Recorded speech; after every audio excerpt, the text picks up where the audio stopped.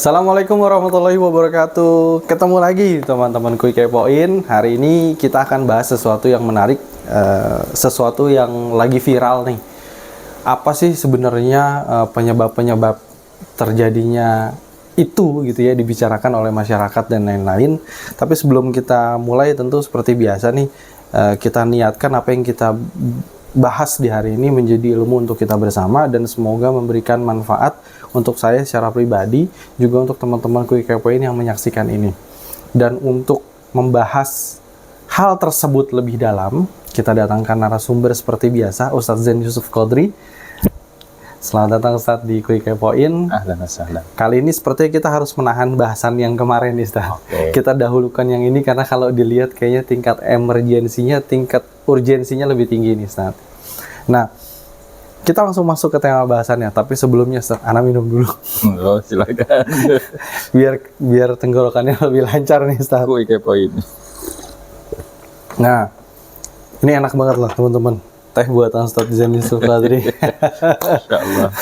Baik Ustadz, yang lagi rame nih Ustadz, sebenarnya pembahasan kita hari ini adalah bicara tentang pemboikotannya. Tapi sebelum kita masuk dalam pemboikotannya itu sendiri, sebetulnya ada apa sih di Palestina gitu loh Ustadz? Oke. Baik. Bismillahirrahmanirrahim. Wassalatu wassalamu ala Rasulillah wa ala alihi wa sahbihi wa man. Saya akan bahas kronologi singkatnya aja yang nggak jauh dari zaman kita. Kita tidak bicara di zaman dulu banget, tapi zaman beberapa dekade sebelum kita. Waktu itu tentu pada dengar ada yang namanya istilahnya Holocaust ya, pembantaian kaum Yahudi yang dipelopori oleh Nazi, Hitler dan kawan-kawan. Itu kan banyak sekali Yahudi yang dibantai. Nah, yang selamat itu mereka mengungsi kemana-mana. Sebagiannya itu mereka merapat ke pesisir Palestina. Atau Muslimin Palestina kan secara kemanusiaan ya nggak tega lihat orang-orang yang seperti itu akhirnya ditampung, diberi tempat, diberi ruang. Tapi ternyata memang sifat Yahudi Zionis ini memang terlaknat ya dari awalnya. Ketika mereka diberi ruang, diberi tempat, justru malah menjadi-jadi hingga akhirnya berusaha menguasai dan bahkan akhirnya mengusir tuan rumahnya. Itulah yang terjadi, dan ini merupakan testimoni orang-orang yang benar-benar kakek-kakeknya dulu mengalami. Ya.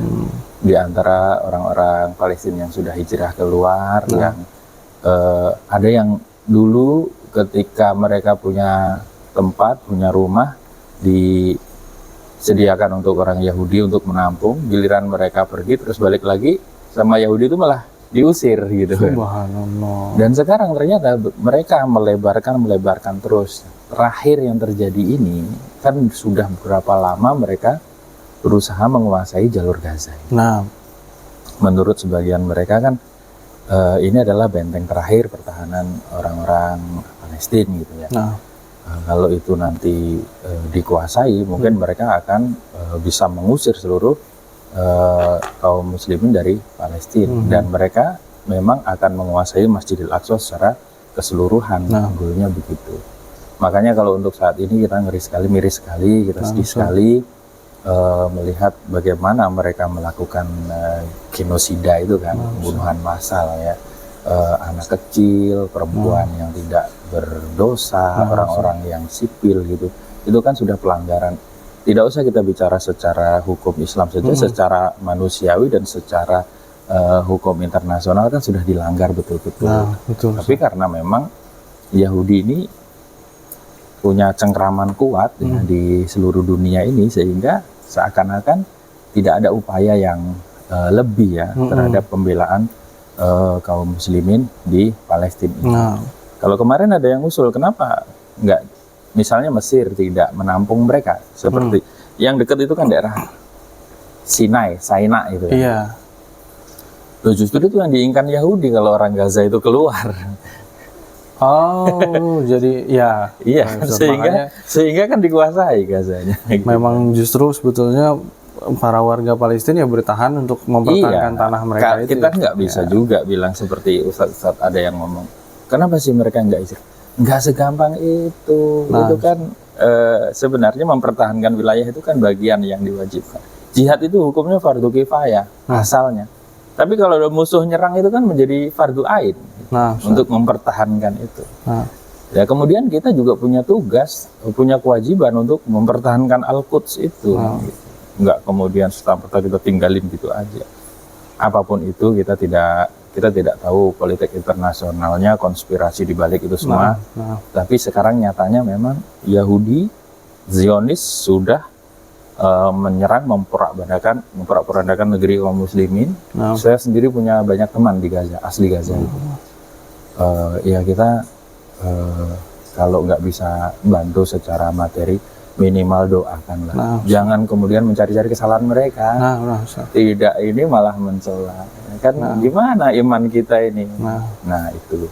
Terus akhirnya kaum muslimin di seluruh dunia kan efek dari itu kan rame-rame. Di antara upaya yang kita lakukan untuk membantu kaum muslimin di sana dan melemahkan musuh-musuh kita itu dengan memboikot produknya, gitu kan? Ini nih Ustaz, boikot ini kan akhir-akhir ini lagi rame nih karena kan sudah mulai naik sampai ke level pemerintahan. Tapi mungkin jauh sebelum itu kita bahas dari dasar dulu deh Ustaz. Ya baik, demikian ya. Sebelumnya kita berdoa dulu, semoga Allah Subhanahu Wa Taala menolong saudara-saudara kita, para mujahidin dan orang-orang yang lemah di Palestina, terutama di jalur Gaza. Semoga Allah turunkan bantuan untuk mereka. Semoga Allah berikan jalan keluar untuk mereka dan melindungi mereka. Dan semoga Allah memukul, menghancurkan, meluluhlantakkan musuh-musuh mereka, mengeluarkan mereka dari negeri Palestina. Allah lah yang kita harapkan pertolongannya. Berikutnya bagaimana sikap kita terhadap pemboikotan ini? Kan memang rame kan. Betul. Sekarang saya akan bicara beberapa hal terkait dengan ini supaya kita lebih jelas. Yang pertama kita akan bicara hukum jual beli, berbisnis, bermuamalah dengan orang kafir, apa hukumnya. Yang kedua, bagaimana kaum muslimin memilih produk. Kalau di sana ada produk itu produknya kaum muslimin dan produknya orang kafir, apa yang seharusnya dilakukan. Kemudian yang ketiga, kalau ternyata harus terpaksa membeli produk dari orang kafir, kapan kita terpaksa membeli ini? Bagaimana kita harus? Yang keempat, kita akan bicara kalau harus terjadi pemboikotan, kapan dan dalam kondisi seperti apa. Berikutnya yang penting menarik juga sering orang tanyakan, apakah memboikot ini harus menunggu keputusan pemerintah? Kemudian yang keenam, nanti kita akan memberikan dorongan kepada para pengusaha muslim sebagai solusi gitu. Kira-kira itu yang akan kita jadikan bahan pembicaraan ini. Ini semuanya menarik ini. Betul, semuanya penting untuk diketahui gitu. Yang pertama terkait hukum jual beli, bermuamalah, berbisnis dengan orang kafir, non-muslim, sebenarnya sih secara hukum boleh-boleh saja. Sebagaimana Rasulullah dulu itu pernah bermuamalah dengan orang Yahudi di Madinah.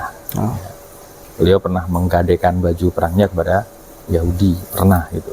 Jadi dalam hal ini boleh jual beli. Boleh, asalnya jual beli dengan orang kafir boleh.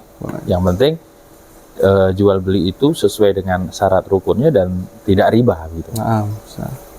Kemudian yang kedua, bagaimana kalau ada banyak produk pilihan dalam satu kebutuhan tertentu, ternyata kaum muslimin punya produk, orang kafir punya produk.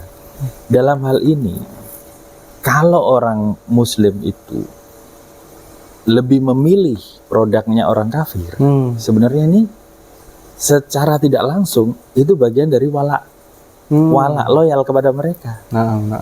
Iya, para ulama membahas begitu. Lah harusnya kan dia mendahulukan produknya kaum muslimin. Anak kasih contoh ya, misalnya ketika antum ada di suatu tempat, antum mau beli ayam goreng misalnya, fried chicken. Nah, Di sini ada Albek, di sini ada McD. Dalam hal ini kan antum harusnya nih ya, memilih Albek. Mau nggak mau Albek yang punya orang Muslim. Kalaupun ada keuntungan kembali kepada orang Muslim. Kalau ada pilihan gitu antum memilih McD, seakan-akan antum loyal kepadanya. Padahal rasa juga mungkin Albek lebih enak loh. Tapi kadang-kadang orang itu ada semacam kesalahan persepsi gitu, sehingga memilih produk orang kafir gitu. Dan kemudian dalam hal minuman misalnya, ketika ada orang Muslim punya produk, antum lebih memilih produknya orang kafir misalnya. Salah. Begitu. Dalam hal kebutuhan kehidupan yang lain sama hukumnya. Jika antum bisa memilih antara produk orang Muslim dan produk orang kafir, antum sebagai bentuk loyalitas kepada kaum muslimin harus lebih memilih produknya kaum muslimin daripada orang kafir. Ini yang kedua. Maaf kalau tadi saya sebut merek itu ya, karena memang supaya lebih supaya lebih jelas maksudnya. Itu nggak masalah karena memang produk itu diketahui oleh masyarakat luas dan tidak masalah. Ini hanya sebagai contoh saja. Kemudian yang ketiga ya, bagaimana kalau ternyata dari kaum muslimin tidak menyediakan produk yang kita butuhkan? Nah, di sini baru dengan keterpaksaan kita boleh membeli produk-produk yang memang itu milik orang-orang kafir, karena nggak ada solusi lain. Misal ya, contoh ya, di dunia kesehatan misalnya, kadang-kadang obat itu yang bikin adalah negara-negara kafir. Alat-alat kesehatan kadang-kadang yang bikin adalah orang-orang kafir. Tapi kalau ternyata orang Muslim punya, nggak boleh. Dan kita jangan mendahulukan mereka. Ya. Dalam hal ini contoh ya, banyak negara yang saya dengar itu ketika membeli alat-alat perang, 90% malahan sebagai seorang pengamat militer mengatakan mereka itu beli ke Israel. Saya juga pernah ketemu dengan seorang brigjen yang dia nggak ngaku, ternyata dia seorang intelijen yang ternyata dia pernah melakukan operasi Alpha ke Israel. Saya ketahuan dia itu pas ada acara Mata Najwa itu diwawancara. Ternyata banyak sekali negara yang membeli alat-alat militer ke Israel. Termasuk, maaf ya, saya dengar negara kita pun sudah booking gitu, tapi belum. Dan banyak negara. Nah, saya usulkan kenapa kita tidak membeli ke negara-negara yang berbasis Islam seperti Turki gitu, dan negara-negara, atau kita memajukan teknologi militer yang ada di negara kita misalnya. Nah, ini terkait dengan terpaksa atau tidak tadi itu. Kalau memang benar-benar terpaksa banget ya baru dibolehkan. Yang keempat, kita akan lebih mengerucut kapan kita boleh memboikot atau apa hukumnya memboikot produk-produk itu secara umum. Walaupun di sini ada silang pendapat ya, tetapi kan sudah banyak keluar fatwa. Dan para ulama kita juga sudah mengeluarkan fatwa. Saya ingat ketika dulu Prancis melakukan sesuatu yang menyakiti kaum muslimin itu. Ingat ya? Ingat, Sir. Para ulama di Jazirah Arab, salah satunya guru kami itu Syekh Mustafa Al-Adawi hafizahullah, beliau langsung menyerukan untuk memboikot produk Prancis. Orang-orang kafir. Apalagi kalau jelas itu produk yang kalau kita beli ternyata hal itu menguntungkan mereka untuk menyerang kaum muslimin. Kalau para ulama itu jelas melarang loh beli peralatan menjual ya peralatan militer kepada atau peralatan yang digunakan oleh mereka, jual beli dengan mereka yang nanti bisa untuk menyerang kaum muslimin. Itu jelas. Nah, adapun terkait dengan boikot memboikot ini, ternyata memang kadang-kadang tidak bisa kita membalas kecuali dengan hal itu, supaya melemahkan perekonomian mereka. Nah, karena memang produk-produk orang kafir, sebutlah Yahudi, ya kita dengar memang sebagian keuntungannya, karena memang perusahaan milik mereka ya, sebagian keuntungannya memang digunakan untuk kepentingan memerangi kaum muslimin, terutama kalau kayak sekarang ini mereka sedang membantai saudara-saudara kita di Palestina, terutama di jalur Gaza. Kalau ada yang mengumpamakan kita beli di produk mereka, satu keuntungannya sama aja kita menyumbang satu peluru untuk membunuh mereka, ya wajar kalau orang sampai berpikir seperti itu, karena memang dana perang itu besar sekali. Dana perang itu besar dan itu diambil dari mana-mana. Dan memang perusahaan-perusahaan yang ada di dunia ini, perusahaan besar itu mengerucutnya memang kepada 10 perusahaan besar milik Yahudi itu, dengan berbagai macam produknya, dan kita ditipu. Maaf ya, orang-orang Arab ini ditipu sama orang-orang Yahudi dengan propaganda mereka, dan mereka memang secara marketing itu jago. Seakan-akan mereka ada banyak produk itu bersaing, berantem, saling menjelekkan, padahal mereka semua. Iya. Dari Coca-Cola, Sprite, itu semua mereka semua. Dan kaum muslimin itu diarahkan untuk Pepsi terutama, untuk apa istilahnya mengkonsumsi, dan itu besar sekali. Sampai-sampai ya maaf, ketika saya lama tinggal di Arab itu seakan-akan ada asumsi kalau makan daging itu harus diakhiri dengan Pepsi gitu. Oh ya? Iya, sampai ada yang seperti itu. Itu kan sebenarnya salah, sangat salah kaprah itu. Karena itu kan penyakit ya, saya bilang itu penyakit. Secara sebagai terapis Tibun Nabawi, saya mengatakan itu lebih baik kita minum minuman yang sehat, minum madu atau minum ramuan herbal. Karena itu semuanya gula dan itu membahayakan tubuh kan. Dan itu produk mereka gencar dipasarkan di negara-negara kaum muslimin seperti itu. Nah sekarang kalau para ulama saja sudah menyerukan, bahkan di Indonesia juga kita dengar seperti itu kan, karena memang salah satu yang upaya yang kita lakukan untuk melemahkan. Nah, pertanyaannya ngefek atau tidak? Nah, di sini kan ada ulama memang kalau cuma sendiri-sendiri mungkin tidak ngefek, harus pemerintah. Sekarang ternyata dengan kita mengalihkan konsumsi dari membeli barang dari orang kafir kepada barangnya kaum muslim, ngefek ternyata. Kan baru beberapa lama diserukan boykot, akhirnya mereka ngobrol barang itu kan, memang langsung turun, drop. Ketika drop kan ekonomi lemah. Ketika ekonomi lemah kan biaya untuk perangnya kan berkurang tentunya kan gitu. Atau mereka kemudian kemampuannya melemah, ternyata ngefek. Bener. Sekarang kita beralih ke poin berikutnya, apakah memboikot ini harus nunggu pemerintah atau ulil amri setempat? Begini ya akhi, maaf ya, negara-negara itu kan beda-beda pandangan, dan ada negara yang punya perjanjian dengan Israel itu, dengan Yahudi Zionis. Kalau kita nunggu mereka, sedangkan di pemerintah itu tidak ada undang-undang yang mengatur dalam hal itu, nggak akan mungkin kita tunggu sampai kapanpun, mereka tidak akan menyerukan secara resmi untuk memboikot itu. Apalagi kalau kaitannya dengan antar negara kan, hubungan bilateral itu lebih dijaga mungkin. Dalam hal ini, maka memboikot ini pandangan anak pribadi, maka kita tidak harus menunggu, karena itu pilihan kita. Pilihan kita untuk membeli barang apa kan? Untuk mengkonsumsi barang apa gitu kan.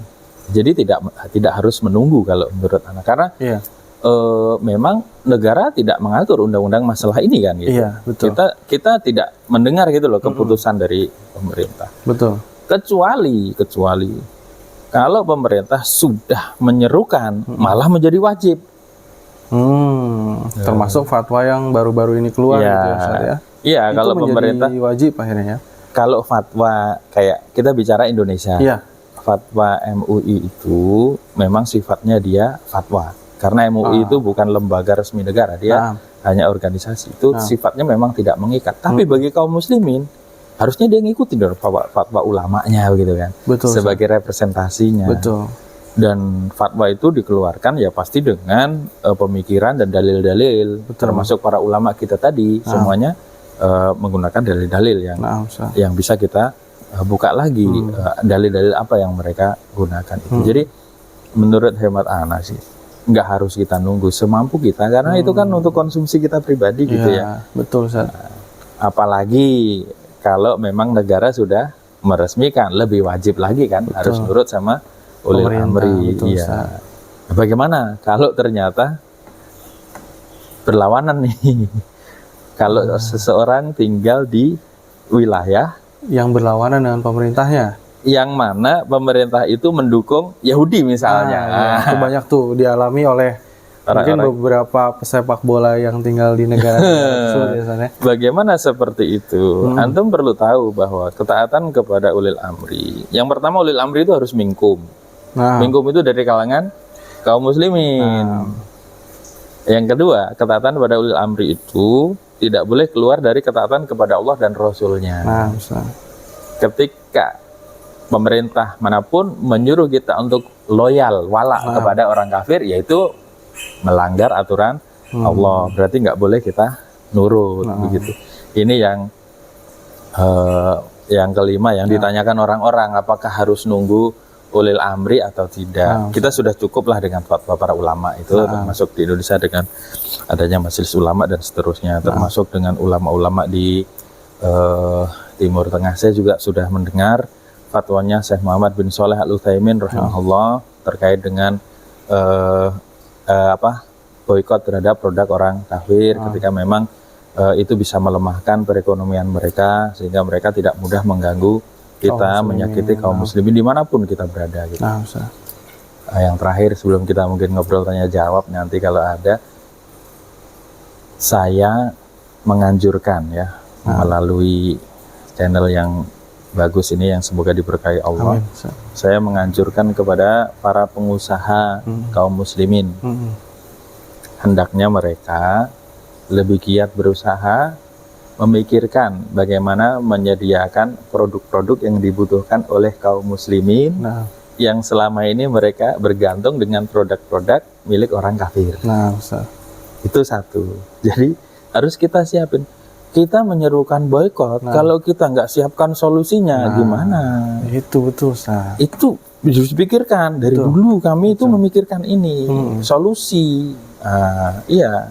Makanya kita juga dari sisi makanan kita buat produk-produk sebagai solusi gitu. Jangan tergantung dengan produk mereka. Maaf ya, kopi terkenal milik mereka misalkan. Kita bikin kopi saingan gitu kan. Alhamdulillah Indonesia juga udah punya kan, Ustaz? Udah punya. Banyak gitu. Banyak gitu sekarang. Iya, kenapa kita fanatik dengan mereka? Betul. Dan maaf ya, secara rasa kan sebenarnya itu gengsi doang. Enak juga kagak kadang gitu. Menang berensa. Iya. Itu saya mendorong termasuk di dalam kebutuhan rumah tangga semuanya. Kalau bisa kaum muslimin memikirkan ini dulu. Kita sudah mencanangkan ekonomi jaringan kaum muslimin. Jadi kaum muslimin didorong untuk membuat produk-produk itu dan mengutamakan belanja sesama kaum muslimin. Tapi memang sulit untuk berjalan karena maaf ya, kaum muslimin sendiri belum memahami konsep ini dan mereka sudah terkontaminasi ekonomi kapitalis orang-orang barat ini gitu. Dan mereka mengambil untung dari situ. Padahal seharusnya kita harus memikirkan bagaimana umat Islam ini maju.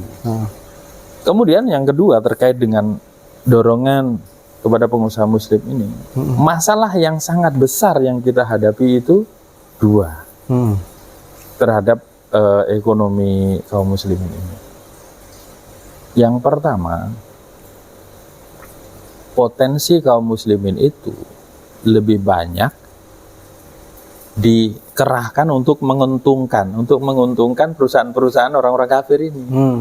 Kita lihat aja ahli-ahli dari kaum muslimin ini kerja di perusahaan asing yang milik orang kafir. Betul tidak? Hanya digaji doang, memajukan, memikirkan, mengembangkan perusahaan milik orang kafir. Kita kerja doang, yang keuntungan innalillah. Di pause dulu aja. Ya. Baik. Yang kedua terkait dorongan kepada pengusaha muslim ini adalah permasalahan yang paling berat yang kita hadapi ada dua yang menyebabkan kemunduran kita di bidang ekonomi umat ini. Yang pertama, potensi kaum muslimin itu dikerahkan untuk memajukan program-program orang kafir, non-muslim. Maksudnya begini, banyak tenaga-tenaga ahli dari kaum muslimin ini, dia hanya bekerja, digaji di perusahaan-perusahaan milik orang kafir. Dia berpikir, dia mengerahkan waktu, tenaga, pikiran untuk memajukan, mengembangkan, membesarkan perusahaan milik orang kafir itu. Dia hanya dapat gaji, tapi keuntungan besar yang dapat adalah mereka. Kasihan sekali. Mengapa mereka-mereka orang yang ahli ini tidak berpikir untuk membuat perusahaan? Ya kan? Sehingga potensinya itu dikerahkan untuk memajukan perusahaan sendiri yang insya Allah kalau orang muslim nanti akan kembali kepada muslim juga manfaatnya, ya kan? Begitu, itu nyatanya kan begitu, betul tidak? Betul. Sekolah tinggi-tinggi menjadi ahli dan orang Indonesia pinter-pinter, diakui dunia kalau pinter-pinternya itu di seluruh dunia. Dan bahkan banyak yang nggak pulang karena di negara asing lebih dihargai gitu. Misalnya di negara maju kayak di Jepang, di Jerman dan seterusnya. Padahal kalau potensi ini bisa dikerahkan untuk memajukan ekonomi kaum muslimin sendiri, sinergi didukung ya, yang punya modal dan mereka tenaga ahli ini kemudian bersatu membuat perusahaan yang bisa menyaingi perusahaan orang-orang kafir ini. Kayak kita misalnya, maaf nih, di sini kan banyak sekali pabrik-pabrik otomotif ya. Dikerjakan di sini.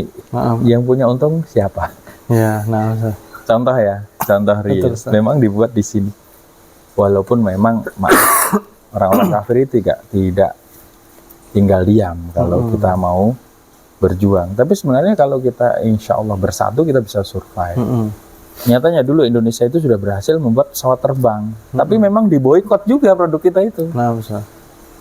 Nah, kita aja diboikot. Kenapa kita nggak boikot mereka sehingga kita berusaha untuk maju dan itu satu. Yang kedua, masalah yang menghalangi adalah yang membuat masalah besar itu akhirnya adalah ketika orang-orang kafir itu membuat pembatasan wilayah. Ini sebenarnya program orang-orang kafir membuat kita susah masuk ke negara-negara yang sesama kaum muslimin. Di sana ada harus pakai visa, harus pakai ini itu. Ini yang melemahkan kaum muslimin secara keseluruhan. Padahal seharusnya kalau nggak pakai itu semua ekonomi kita maju, ya kan? Kalau misalnya kita barter perdagangan Indonesia dengan Malaysia gampang. Brunei dengan Arab Saudi, ya, dengan Pakistan misalnya, dengan Mesir, dengan negara-negara Islam, semua itu digampangkan. Tidak, kita mau ke sana juga gampang gitu. Kayak Eropa, satu visa bisa untuk keliling Eropa. Kenapa kita nggak bisa? Itu ternyata memang mereka melemahkan kaum muslimin. Ini kan nggak disadari. Loh, kita ini kan secara apa? Internasional. Jumlah kaum muslimin itu kan sedikit. Antum di Indonesia merasanya kita besar, mayoritas. Di mana-mana masjid. Sana adzan, bingung. Saya mau sholat jamaah di mana? Karena bingung karena nggak jadi berangkat dia. Itu alasannya aja. Maksud saya di Indonesia ini merasa mayoritas, tapi antum tahu tidak kalau secara internasional dihitung jumlah penduduk dunia, umat Islam itu dikumpulin semua nih, Asia Tenggara, Muslim rata-rata ini, Asia Tengah, terus Afrika bagian utara dari mulai Mesir sampai Maroko, ada Aljazair, Tunis, ada Libya, seterusnya, Mauritania. Terus nanti sebagian Timur Tengah, sebagian Eropa, sebagian Amerika, sebagian Australia. Itu cuman berapa jumlah kaum muslimin? Nggak sampai 2 miliar. 1,5 miliar lebih. Sedangkan penduduk dunia kan kira-kira berapa? 7 miliar kan. Berarti kita cuma sekitar 24% populasi penduduk bumi. Makanya kita lemah, sudah gitu di kotak-kotak pula. Iya, ini semuanya adalah. Nah, ini beberapa hal. Jadi terkait dengan sebab lemahnya kita sudah ungkap. Terus bagaimana kita hukum boikot tadi gitu kan. Saya kira sudah agak perinci pembahasan gitu. Jadi sudah jelas kan gitu. Betul, Ustaz. Jadi sebetulnya memang kembali pada ya pilihan kita ya, Ustaz. Apalagi sebetulnya kalau kita bicara pilihan produk di Indonesia itu ada banyak pilihan produk yang dari lokal gitu, Ustaz. Waduh, Indonesia itu makanan ya. Nah, dari sisi makanan ya. Semua wilayah itu punya makanan khas. Nah, Ustaz. Kalau Indonesia mau ngambil makanan khasnya susah. Nah, Ustaz. Soto aja semuanya punya. Ada soto Betawi, soto Solo, soto Jogja, soto Surabaya, soto Banjar. Ada coto Makassar semuanya. Kalau internasional kayak misalnya Italia kan pizza gitu kan, spaghetti gitu kan. Indonesia apa? Singkong itu loh. Dibikin jadi segala macam bentuk. Ada ya betuk tuh dari singkong ya, Ustaz ya. Cenil, ongol itu, Ustaz. Banyak banget pilihannya itu banyak. Hanya kadang orang itu termakan propaganda orang barat. Pun kalau kita bicara retail fast food yang Indonesia pun udah ada, Ustaz. Sebenarnya punya pilihan banyak. Banyak. Anda kemarin akhirnya penasaran nih, Ustaz. Anda coba lihat nih listnya apa aja sih sebenarnya. Anda cek dengan yang biasa Anda beli. Oh, ternyata sebenarnya Anda beli cuma sedikit dan ini sudah bisa dieliminasi karena kemarin Anda coba cari penggantinya. Oh, ada kok sebenarnya gitu. Penggantinya mudah untuk ditemukan. Jadi ketika kemudian pemboikotan ini menjadi viral, pembahasan di mana-mana, sebetulnya memang untuk mencari produk penggantinya mudah di Indonesia, Ustaz. Jadi tidak sesulit yang dibayangkan oleh teman-teman gitu ya.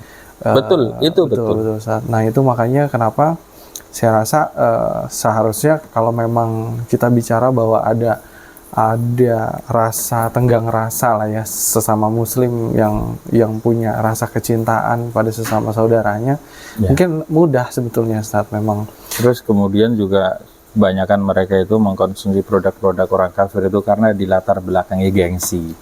Itu betul, Ustaz. Ana kebetulan dulu kalau tadi Ustaz cerita termasuk tenaga ahli yang dibayar untuk produk mereka gitu, Ustaz. Jadi memang benar karena gengsi. Betul, Ustaz.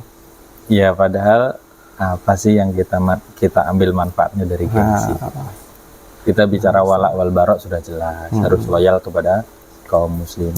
Ada loh orang itu, maaf nih, gengsinya tingkat tinggi, kalau pakai baju bukan merek yang dari sana itu katanya gatal-gatal badannya. Parah banget lu. Segitu amat kan. Ini produk lokal itu. Produk lokal. Ini ya, temen ini anak orang kaya beli fried chicken di pinggir jalan, dimarahin, lu malu-maluin kayak gitu ya? Kayak McD KFC udah nutup aja katanya. Ntar batuk loh gitu. Nah, sampai begitu. Kan nggak bisa begitu juga. Cuman gengsi doang. Padahal kita juga nemu kok ternyata produk-produk lokal itu, maaf ya, secara kualitas nggak kalah, secara rasa juga nggak kalah gitu. Betul, ini betul. Ana udah nyoba ya, misalnya satu Ana contoh produk sepatu misalnya. Sepatu yang merek-merek itu kan memang kuat dan awet. Tapi Ana juga ada pernah beli produk sepatu yang merek lokal, ternyata sudah bertahun-tahun. Saya kira sudah 10 tahun pun masih bagus. Ya. Maksud saya produk lokal nggak kalah dengan mereka. Bahkan mereka itu hanya menjual merek sehingga gengsi tadi itu, gengsi doang. Tapi mungkin off record tapi on record nih.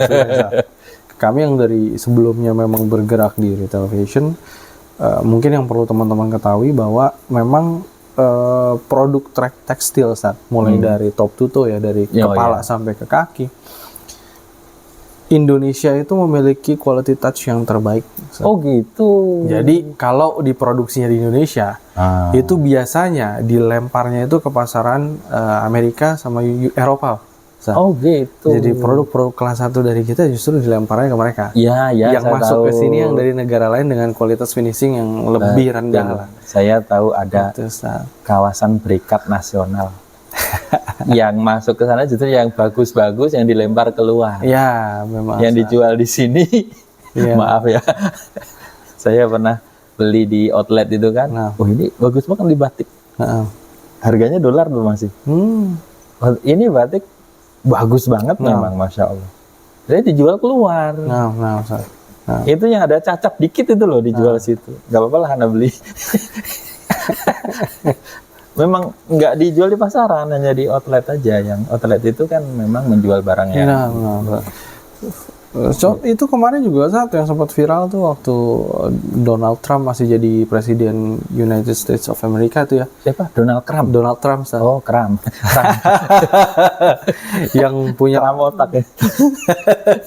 yang katanya punya apa namanya? Butik Iya. gitu, Ustaz.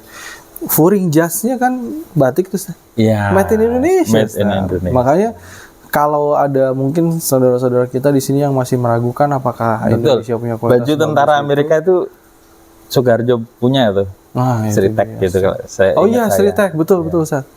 Nah, Dan itu produk kita bagus. betul. Nah, tapi sekarang gini, Ustaz. Apa ya kalau kita bicara sekarang hukum boikot ini sudah meluas gitu ya. Pertanyaannya mungkin sebagian kemarin teman-teman sudah tanya, sampai kapan? Oke. Gitu. Begini, akhi. Sebenarnya seruan ini ada kejadian Gaza itu hanya pemicunya saja. Nah, Kalau wala wal barok, loyalitas dan anti loyalitas itu seterusnya. Iya, wala wal barok itu tidak hanya temporary, enggak seterusnya. Ini berlaku seterusnya karena memang kaitannya wala wal barok, gitu kan. Loyalitas dan anti loyalitas. Kenapa kita tidak mendahulukan? Ketika ada produk yang dijual di warung tetangga dan ada produk sama dijual di supermarket, minimarket milik orang kafir. Kalau beda harga selisih cuman sedikit saja, kenapa kita tidak dahulukan tetangga kita? Nah, Ustaz, betul. Ya kan, kalaupun ada untung dia bisa naik haji, insya Allah gitu kan.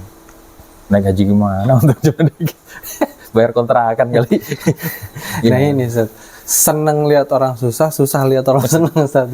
Kadang-kadang nih, maaf nih, kita juga akan merubah mindset kaum muslimin ya. Di pasar yang jual itu kan jelas saudaranya, tetangganya. Nawarnya sengit. Itu loh, di minimarket gue nggak pernah nawar gitu loh. Iya kan? Padahal dia untung cuma seberapa. Sedangkan di minimarket itu memang punya mereka kan selalu bubble terus keuntungannya untuk menggulung ekonomi kaum muslim. Nah ini terkait boikot memboikot. Maka kalau ini diserukan, insya Allah ya ekonomi umat itu semakin kuat. Karena jaringan tadi itu tentu harus didukung nih, sebenarnya harus sinergi lah. Para ulama harus menyerukan, terus pengusaha tadi harus menyediakan, memikirkan. Terus sebagai kaum muslimin, konsumennya harus memilih produk yang harus bersabar. Kadang-kadang selisih, maaf nih, kaum muslimin yang belum paham, selisih sedikit aja, dia sudah lari ke orang kafir misalnya, begitu. Kadang-kadang begitu. Ya ini juga harus dikoreksi, yang kaum muslimin juga harus bersaing dari sisi produk dan harga, begitu. Ini terkait boikot memboikot ya semampu kita lah, kita minimalisir. Betul, bagaimana kita mewujudkan loyalitas kita ini kepada kaum muslimin, apalagi lebih mengerucut lagi memang untuk saat ini biaya perang untuk mereka Yahudi Zionis itu memang didanai dari perusahaan-perusahaan mereka yang menyebar di mana-mana itu. Maka kalau bisa kita menghindari secara umum itu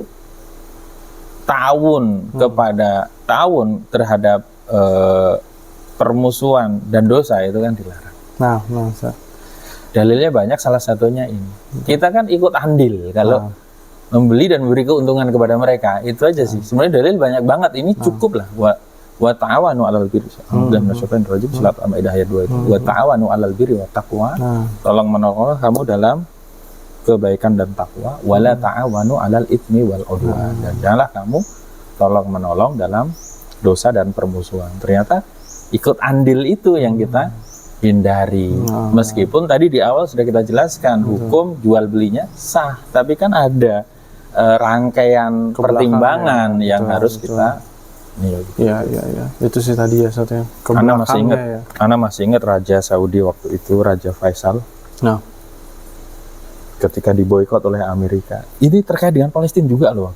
Kayaknya kemarin Raja Faisal itu terbunuh. Ketika orang-orang Zionis Yahudi ini waktu itu menjajah Palestina, Raja Faisal langsung teriak, kita boikot. Diboikot itu minyak, nggak dikasih ke sana. Mereka boikot ganti, nggak masalah kata Raja Faisal rahimahullah. Kita ini biasa hidup dengan makan kurma, minum susu, sudah. Nggak tergantung dengan mereka, dan kita tidak akan mati gitu. Tergantung sama Allah. Begitu beliau kan, masya Allah, itu yang menyerukan perlawanan. Karena itu kan akhirnya diboikot, tapi memang terbunuh akhirnya. Inilah politik internasional. Kadang banyak orang yang takut gitu. Ya kita harus semampu kita lah gitu ya, berpihak kepada kaum muslimin. Dimulai dari yang kecil-kecil, yang kecil itu dari keluarga sendiri deh. Iya. Kita coba untuk memperjuangkan. Itu kan nggak susah dan nggak dosa ibaratnya, dan berpahala menurut para ulama ini. Setelah saya kaji lebih jauh terkait boikot memboikot ini, kalau kita menunjukkan loyalitas kepada kaum muslimin, meninggalkan produk mereka, itu malah berpahala. Iya. Karena tadi ada walak wal baroknya tadi. Betul. Lebih jauh. Ini pembicaraan yang menarik saat hari ini. Menarik tapi agak berat ya. Betul, berat. Tapi ini semoga menjadi tambahan pengetahuan untuk kita. Karena kan bagaimanapun ketika melakukan sesuatu, apalagi kalau bentuknya sebuah ibadah gitu ya, Ustaz, harus punya ilmunya. Bahkan yang tidak bentuk ibadah aja kita juga harus punya ilmunya, Ustaz, supaya nggak salah jalur gitu, Ustaz, ya. Sebelum diakhiri, gimana kalau udah terpaksa dulu nggak tahu terus udah beli produk mereka gitu? Ini menarik nih, Ustaz. Kan ramenya ini kan baru belakangan ini, bener nih, Ustaz. Belakangan ini baru ramai gitu kan. Ternyata dari dulu mungkin sudah mengkonsumsi itu. Ternyata di rumah sudah nyetok Aqua Danone tuh 5 kardus 10 galon, gimana itu? Nah, ya, itu kita nggak boleh mubadir lah ya. Nggak boleh mubadir. Karena sudah terlanjur. Setelah itu baru kita rubah. Kita pilih. Kita rubah pilihan kita gitu. Kalau udah terlanjur gimana lagi? Mubadir kan juga dilarang. Nah, ini bicara udah sampai, kalau bicara itu ya saatnya jaringan distribusi nih, Ustaz, sebenarnya salah satu PR dari para pengusaha. Kan terkait tadi usulan kita kepada para pengusaha muslim, kita kan tadi udah bicara ekonomi jaringan. Betul, Ustaz. Sebenarnya kalau itu diutamakan bagus, kuat kita. Saya itu dulu menganjurkan masjid-masjid itu punya semacam toko grosir yang menyediakan kebutuhan jamaahnya, minimal sembakonya. Itu saya sudah usulkan dari dulu, ya kan? Keuntungan kembali kepada kaum muslimin, kepada lembaga Islam, kepada kepentingan dakwah gitu. Coba bayangin, tiap-tiap masjid punya toko yang menyiapkan sembako untuk jamaahnya, yang melayani delivery order. Mulai sembako semua itu, beras, minyak, gas, kecap, semuanya lah, kebutuhan itu. Kan bagus itu. Tidak diambil alih oleh minimarket jaringan retail mereka yang di mana-mana. Betul. Alhamdulillah ada satu daerah yang patut kita contoh, yang mana di daerah ini dilarang ada minimarket milik non-muslim itu, yang jaringannya kuat itu, karena akan melemahkan toko-toko sekitar. Iya, toko-toko lokal gitu. Ada di Sumatera itu. Saya pernah ke sana, kok nggak ada toko-toko retail yang kayak di mana-mana. Ternyata ada peraturan itu. Bagus itu sebenarnya. Berarti mereka sudah memboikot dari dulu gitu kan. Karena ingin mengutamakan ekonomi lokal. Betul. Bahkan yang Anda dengar mulai tumbuh juga ya Ustaz ya, lembaga-lembaga finansial yang memang dari mereka untuk mereka gitu. Jadi menghindarkan kaum muslimin dari riba. Iya. Ya bagusnya sih seperti itu. Jadi harus ada solusi lah ke depan. Gitu. Ya ini PR kita bersama saat akhirnya untuk menumbuh kembangkan perekonomian kaum muslimin gitu ya Ustaz ya. Baik Ustaz, ini syukran jazakallah khair Wa Ustaz. jazakumullahu khairan. Begitu banyak ilmu yang kita dapat dari pembahasan yang ringan tapi berat hari ini Ustaz. Bahasannya ringan tapi isinya berat Ustaz. Ya, semoga bisa memberikan memberikan apa istilahnya wawasan baru, meluruskan paradigma gitulah. Kita tidak lepas dari bagaimana arahan para ulama gitu kan. Betul, ini bukan provokasi tapi ini membuka wawasan teman-teman yang mungkin melihatnya belum tahu betul secara keilmuannya Ustaz. Ya, kita berpikir secara realitas ya. Kita hidup di zaman apa, di mana, kondisi seperti apa, dan kemudian kita sesuaikan dengan bagaimana arahan para ulama gitu. Supaya lebih selamat dunia dan akhirat insyaallah. Ustaz. Betul Ustaz. Tapi Ustaz, sekali lagi Anda ucapkan terima kasih, jazakallahu khair. Wa jazakumullahu khairan. Barakallahu fiik Ustaz. Wafikum barakallah. Semoga nanti di lain kesempatan kita bertemu dengan pembahasan yang melanjutkan nih. Kita masih punya utang nih Ustaz dengan teman-teman gue kepoin yang kemarin udah nonton gitu ya. MBA ya? MBA Ustaz. Married by accident. Kemarin baru kulit pembukanya ya kan, baru mau masuk, waduh kok berhenti gitu kan. Married by accident itu apa? Married itu nikah. By accident itu kecelakaan. Kecelakaan. Bisa nikah dengan kecelakaan. Itu makanya kan. Jadi teman-teman gue kepoin. Bahasan itu nanti kita teruskan gitu ya. Karena memang masih jadi utang kita untuk teman-teman gue kepoin Ustaz. Insyaallah. Diikutin terus karena memang hari ini kebetulan ada yang lebih urgensi untuk kita bahas. Jadi semoga menjadi wawasan untuk sahabat-sahabat teman-teman gue kepoin sekalian gitu ya. Semoga ini membuka pikiran teman-teman sekalian dan yuk kita sama-sama berpartisipasi untuk membantu saudara kita di luar sana, baik dengan berkirim doa, mengirim harta yang kita bisa gitu ya Ustaz ya, untuk membantu mereka. Kalaupun secara fisik kita memang malah belum diperbolehkan ya Ustaz ya, belum diperbolehkan, setidaknya doa, harta, dan itu tadi ya Ustaz, usaha pemboikotan kita yang dimulai mengganti produk-produk kita dari produk-produk non-muslim jadi produk-produk kaum muslimin gitu ya. Semoga ini membuka teman-teman sekalian. Sampai ketemu di bahasan selanjutnya. Mungkin Ustadz ada yang terakhir yang mau disampaikan untuk teman-teman Quick Point di rumah? Baik. Yang terakhir tentu sebagai muslim kita harus berusaha untuk selalu memperbaiki diri ya, untuk kebaikan kita dan kaum muslimin secara keseluruhan. Kita berpikirnya jangan subjektif, kita berpikir objektif kalau terkait dengan apa yang kita kaji tadi, ya dengan lapang dada, karena kadang-kadang orang kalau sudah terkunci dengan ego sulit untuk menerima kebenaran ya. Dan jangan lupa untuk selalu banyak berdoa. Di zaman fitnah ini saya pesankan diperkhusuk sholatnya. Kalau sholatnya khusyuk, ihdinas siratal mustaqim, ya Allah tunjukkanlah kepada kami jalan yang lurus. Kalau dikabulkan sama Allah, insya Allah kita akan dibimbing oleh Allah berada di atas manhaj yang benar.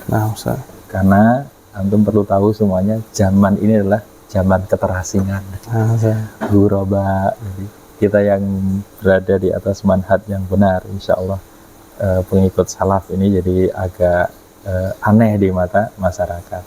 Maka perkhusuklah sholat, ihdinas siratal mustaqim, nanti Allah yang menuju, Allah yang membimbing, insya Allah. Baik Ustaz, syukur sekali lagi, jazakallah khair. Sampai ketemu di kesempatan berikutnya Ustaz.